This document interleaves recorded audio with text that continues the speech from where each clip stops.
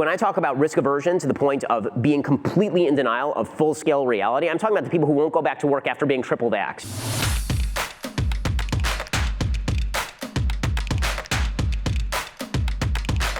Do you think forms of risk aversion for society as a whole, as in mandating the vaccine, and unless you have a medical exemption or a religious exemption, do you think a vaccine mandate would be good in terms of risk aversion for society overall? So I think that the big problem is when risk aversion turns into complete risk denial. So when you hear Dr. Fauci, for example, say that if you get sick, I don't even want you getting sick, right? Nobody should even get sick from COVID. Like, no scientist worth his salt at this point is pretending that we are going to wipe COVID off the face of the earth. It's just not going to happen.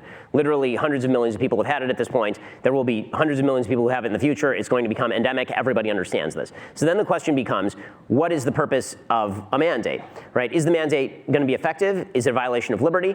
You don't there's a difference between the kind of vaccines that typically we have mandated and the COVID vaccine. So for example, the polio vaccine or MMR, right, or DTaP, right? These are all vaccines that are very typically mandated at the state level for young kids. These are childhood diseases. The vaccine itself is highly effective. And if you wipe it out at the childhood level, it typically is not endemic in the population. COVID is not a childhood disease. COVID is an everybody disease, but mostly it's an adult disease. It's almost not a childhood disease, right? Kids who are getting it are not dying. The grand total number of kids across this entire pandemic in the United States who have died, according to Dr. Marty Makary from Johns Hopkins University, grand total of kids who have died for a year and a half out of a subpopulation below the age of 19 of some 73 million Americans, 10 to 20 healthy children have died of COVID. The entire pandemic. That's out of 700,000 people who have died in the United States.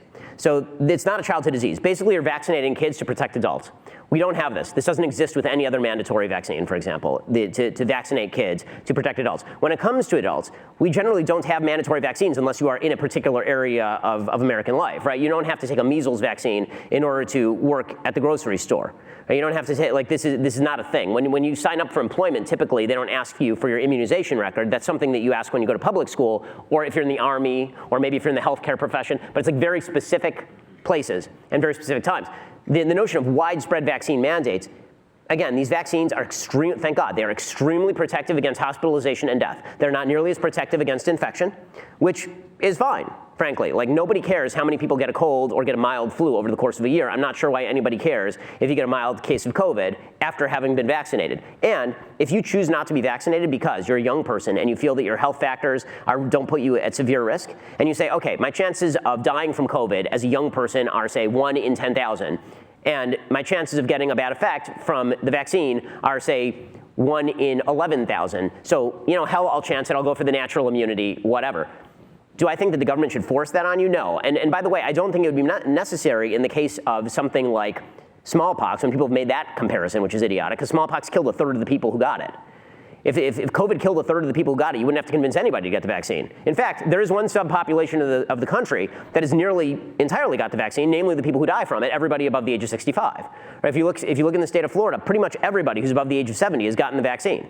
And that's because people above the age of 70 are much more likely to die. It's like 5 out of 100 is the death rate, the IFR. So do I think that mandates are effective here? No, I think they're not only ineffective, I think that they are driving a wedge in society. I think they're hardening people's position on this thing. I think the mandates are not taking into account natural immunity, which is insane, considering that every study available shows that natural immunity is far more durable than vaccine immunity to this point in time. We still don't know how many boosters it will take to match natural immunity, for example.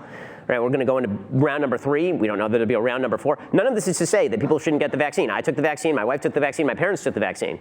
What it is to say is that you have to make that assessment on an individualized level. And if you choose to get vaccinated, which I do encourage for people particularly who are above the age of, say, 30, and I think that it's probably a good idea if you're above the age of 20. I think 1 dose is probably a good idea if you're above the age of 12. And I think that if you're below the age of 12, I have nothing to say to you. If that's my personal advice based on my speaking with epidemiologists and doctors about this sort of stuff. But if you choose not to get it, that's on you. And then we all move on with our lives. Literally the moment that everybody had the ability to get the vaccine, this pandemic was over from a public policy perspective. And the insanity of telling everybody they have to continue masking up until the end of time, or we're going to mandate it a business that you have to fire employees because they're not vaccinated. This is when I talk about risk aversion to the point of being completely in denial of full-scale reality. I'm talking about the people who won't go back to work after being triple vaxxed.